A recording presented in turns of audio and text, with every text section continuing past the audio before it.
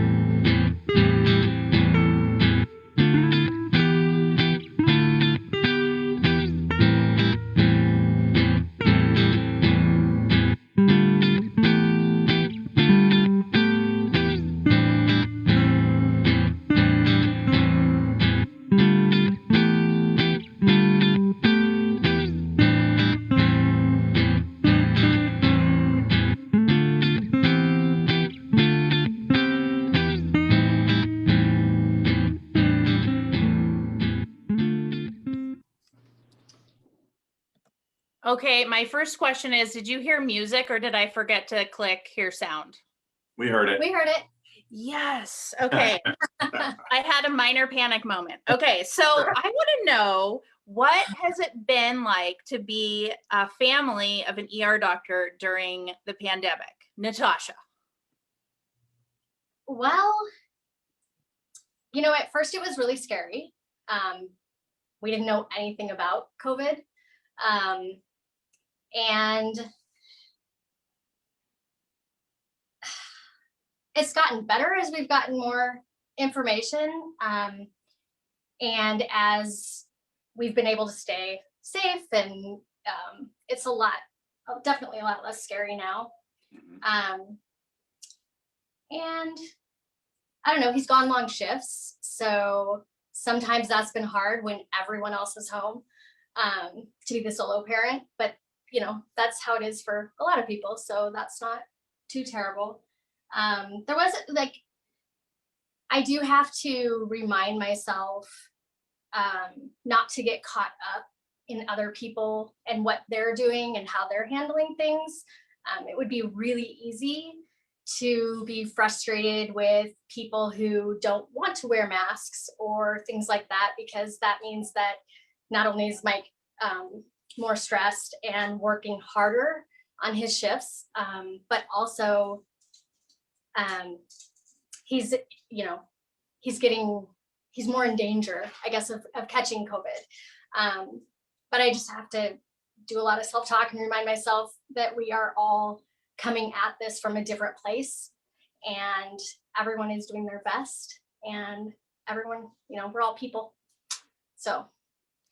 So our topic today being love in the time of Corona.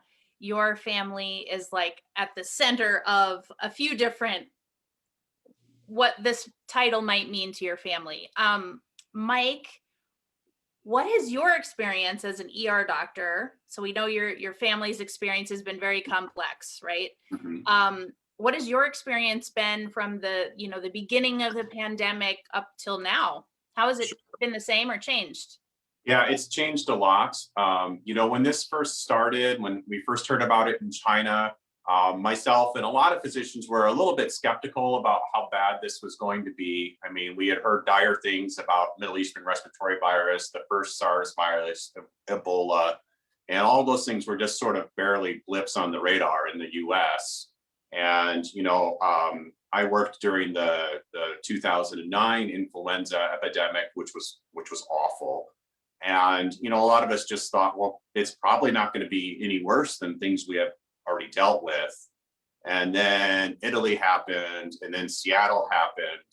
And then all of a sudden it was here. It was like we were seeing no cases in Wisconsin, and then somebody flipped a switch and there were cases all the time. And, early on, a retired surgeon that I know died from it. And one of my first cases, one of the first few cases I saw was a young woman who she was in her 20s and ended up in the ICU and was hospitalized for the better part of 3 weeks, young and otherwise perfectly healthy. So that was very, very eye-opening. And, at first it was really frightening that I was going to bring it home. We didn't really know how to best protect ourselves. We didn't know what the best practices were because this was all so new. And, Natasha several years ago had a pituitary tumor, which is a gland in the brain, and she had to have that removed. And because of that, her immunity doesn't quite function normally. So we don't really know if she gets it, how will she react? So it was really frightening. And then, watching everybody pull together early on was really cool. And then the abrupt politicization of the virus and the public health measures was really disappointing. But I have to say now that I've been vaccinated. I've had both doses of my vaccine, and I'm still being super cautious at work. And, I still wear my N95 for every patient encounter. And, I'm doing everything I can to protect myself so that I can protect my family. But it is like a massive weight has been lifted to know that my chances of bringing this home are a lot lower now. That was a long answer. Yeah. Yeah. Well, That's- it's let's be honest, it's been a long year. It's been a long year. So what is that title? When you hear the title, Love in the Time of Corona, what does that mean to you? Well, first of all, ever since our kids were really little, we've done this thing called Lutes Love Moments. And everyone is always looking to find a way to do a Lutes Love Moment. And then we talk about them at dinner. And that's just been really fun. Some of them we do together as a family. Some of them, kids do at school, or Mike does at work, or things like that. And these are things that we'll do, for example, Natasha has gotten into making sourdough bread. And so she has been baking loaves of sourdough bread and then just dropping them off at people's houses and saying, here, have some bread. So that would be a Lutes Love moment. Or, one of our kids doing an art project for one of their friends that they might like or something like that. Right. Just to define what that is. Right. Sorry to interrupt you. And something as simple as if you see somebody and you think they that shirt looks great on them, saying it. That can make a big difference. Not just thinking it in your head, but actually saying it, and letting somebody know that you see them. And so that's the first thing. Yeah. And then the title itself, we have to give credit to Ron and Ari. She helped us come up with that, but it's a spin on the book, Love in the Time of Cholera by Gabriel Garcia Marquez, who is a Colombian author. And as you saw in the opening, we adopted 2 kids, brother and sister Andres and Luisa from Colombia back in 2017. So that's a little tie into our family. Holds a little special place in our hearts. Yeah. So, and then the other thing is our family motto, I guess, is love over fear. There's so many things to be afraid of in this world. Right. But it's choosing to put loving others first. And in order to do that, you also have to love yourself. So there has to be boundaries to that. You have to take care of yourself to be able to continue doing that. But just trying not to let fear be the thing that talks us out. That's not the reason we're not going to do something. Right. Okay, so that makes me think of kind of a hard question. Are you ready? Pass. Okay, I love the phrase love over fear, and what an amazing motto, is particularly during the pandemic. Just hearing, Mike, what you've had to go through, and then the fear of bringing that home to you, Natasha, who knows what would happen since you've had that tumor surgery. How do you extend those Lutes love moments or whatever to people outside, like to people who disagree with you? When, like you mentioned, you're nervous of when people don't wear a mask for obvious reasons. How does that stay just in your family? I can't imagine, based on what you're saying, it does, but how do you extend that? Well, it comes down to seeing every person as having value. Right. Every single person has worth. We're all children of God. We're created in his image, and we're called to love each other, and so it's giving people grace, because we all come to every situation from a completely different background, completely different set of beliefs, different levels of knowledge, right? And so however we come to it comes from everything we bring with us in our bag. And so it's seeing that everyone on this earth is doing the best they can, and so you may not always agree with somebody, but you see their value and you treat them as if, knowing that they have value. So yeah, we tend to see people, someone cuts us off in traffic and we see them as the jerk who cuts us off in traffic, but we don't see the complexities of the person that they really are. So trying to look beyond that and seeing the humanity and dignity in everybody. Right. Sometimes our first reaction might be Jerk. Is awesome, to be real. Mine probably more than Natasha's. But then, She tempers that. I do like self-talk again, and I'm like, oh, maybe they're in a huge hurry, or wow, they must be having a bad day. I hope their day gets better. Right. Something like that. So you mentioned, self-care, boundaries. So when you're extending this love, you have to love yourself as well. I happened to see something on your Facebook the other day that was this chart. Yes. Can you explain that? Because I feel like I want to do that myself, and I think it's a fabulous idea. What was that? So in our house, we're reaching COVID fatigue. I mean, we've tried to be positive this whole time, and we've learned new things, and tried to be creative, and try to pour into each other and take care of each other and take care of other people. But it's getting old, and it's cold out, and it's hard to talk yourself into going outside and getting sunshine and exercise and all those things.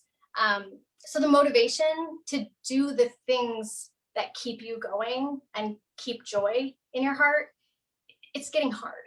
So Bella and I were talking about it, and she was, struggling with motivation. And I had just the night before talked to Mike about how I was struggling with motivation and how to fill my bucket so that I can keep helping or caring for other people.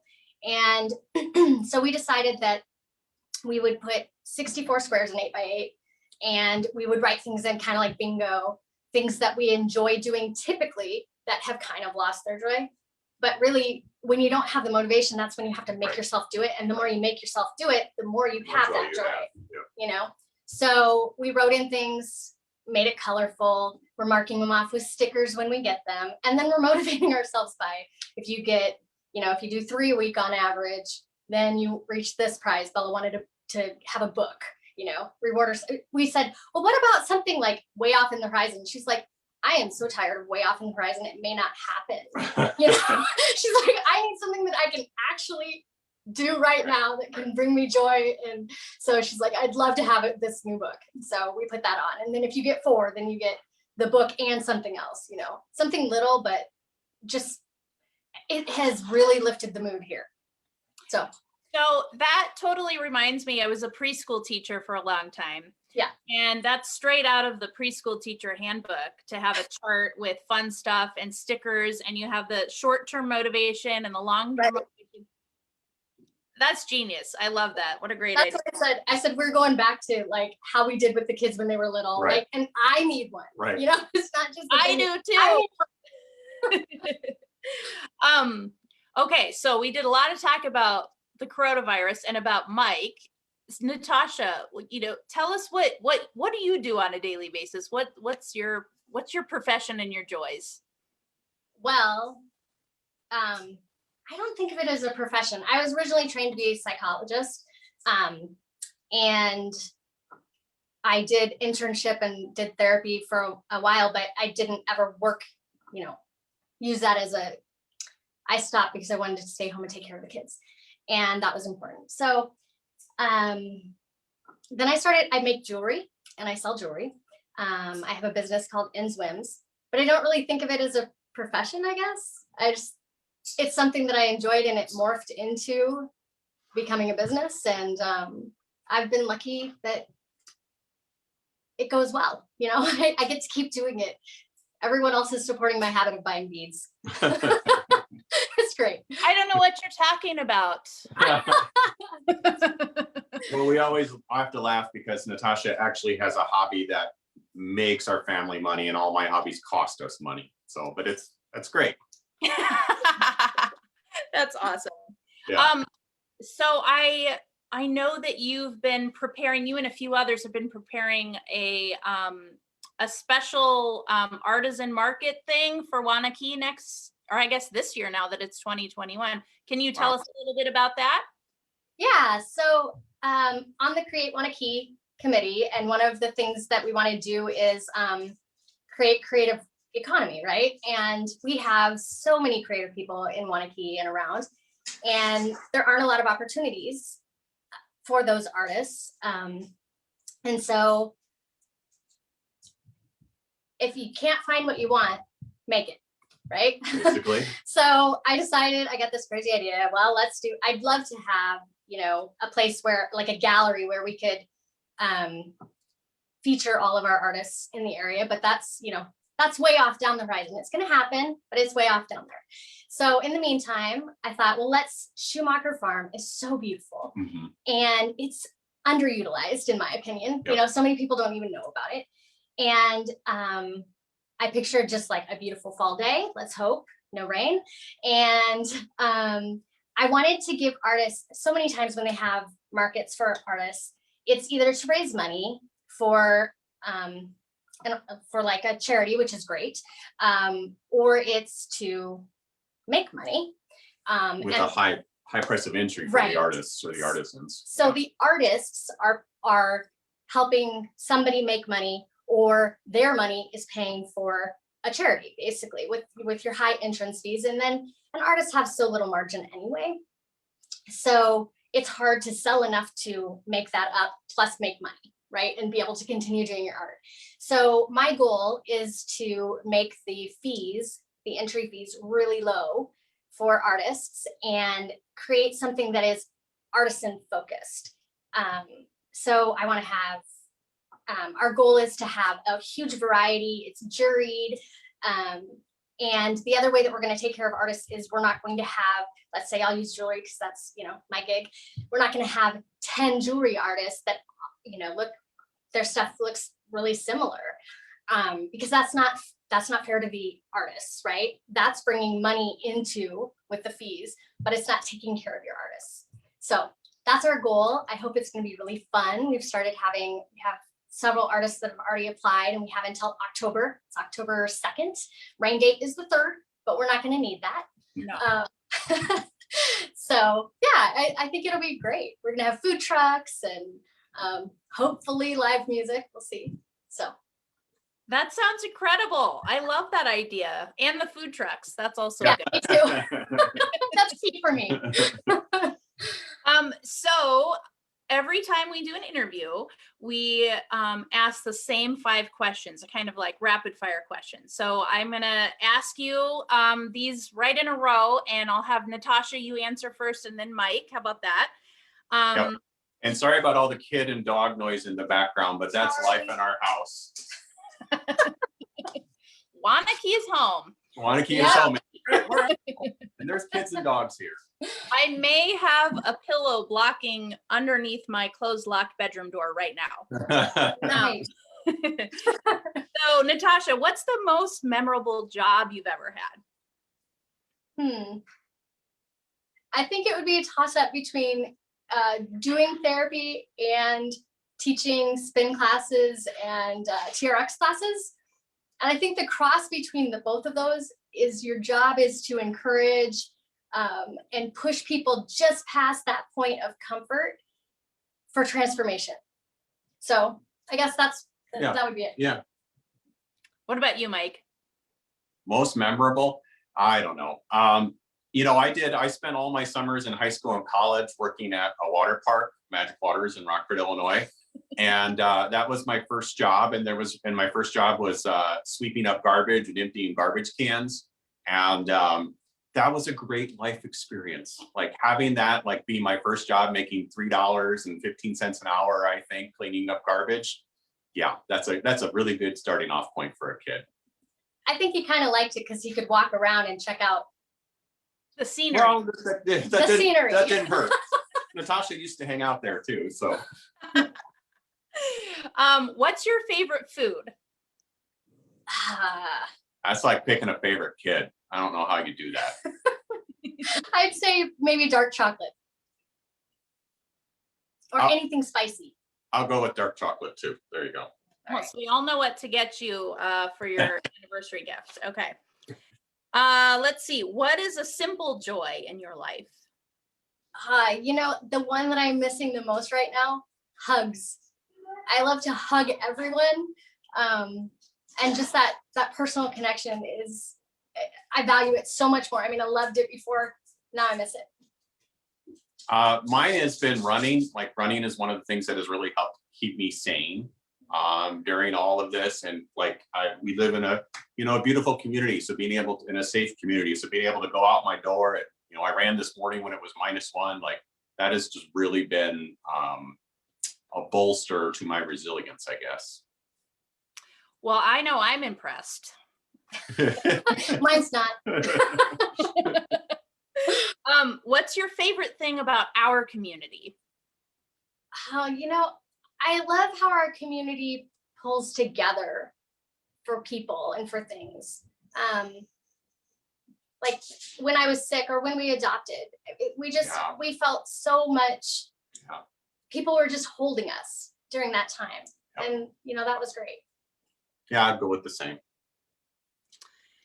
And well, you may have already answered this, but I will ask it anyways. What is the motto that you live by? Well, I was going to pick another one because, I have a lot of them. But I think that the other one that goes along with the first one is being the change. There's something that, whether it's bringing more joy to the world, or whether it's, fighting for injustice that you see, just doing the next right thing. Right. Mine is,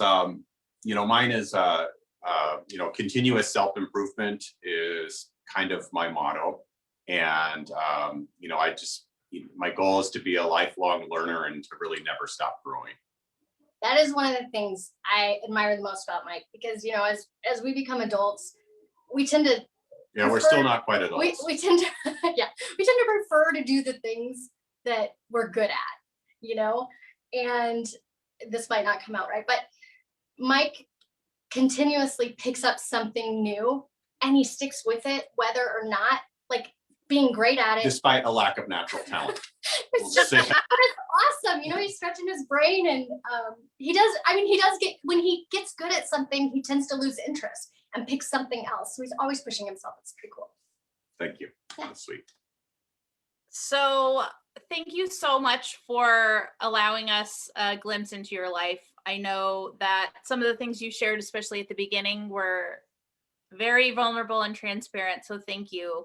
I know this has been, obviously, from everything you've shared in this interview, you've had the hard times and you've had the joys, and you're working on not falling headfirst into survival mode, but continuing to grow your brain and moving forward. And that is so inspiring to be. I really admire you guys. Well, thank Thanks, you. Krista. And you are a great interviewer. It was when Natasha asked who we should have do this, I said, why don't we just have Krista? Why wouldn't we use Krista? So You're so sweet. Well, for all the listeners out there, we invite you to like the Create Waunakee page. And if anyone would love to be a guest interviewer, or you're a young person and would love to help put together one of the family videos, please contact the Create Waunakee page. And we just hope you have a wonderful and warm day out there. Thank you. Bye. Later. Bye. Bye.